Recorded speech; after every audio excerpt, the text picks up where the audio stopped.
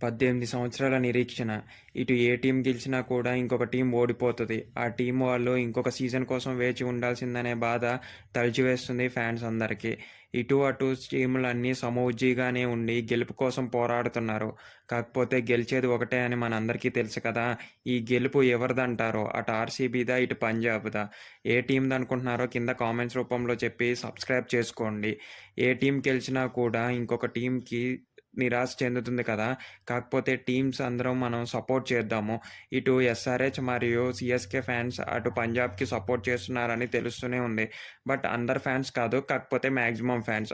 ఇటు ఆర్‌సీబీకి remaining teams వాళ్ళు కూడా సపోర్ట్ చేస్తున్నారు. బట్ ఆర్‌సీబీకి ఏ ఫ్యాన్స్ కూడా అవసరం లేదనైతే చెప్పుకోవాలి. ఎందుకంటే అంత పెద్ద ఫ్యాన్ బేస్ ఉంది ఆర్‌సీబీకి.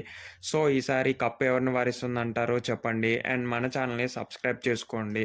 ముందుగా శ్రేయస్ అయ్యర్ కెప్టెన్సీ ఎలాగుంది? ఆర్ ఆర్‌సీబీ కెప్టెన్సీ ఎలాగుంది? అండ్ బౌలర్స్ ఎవరు స్ట్రాంగ్‌గా ఉన్నారో చెప్పండి.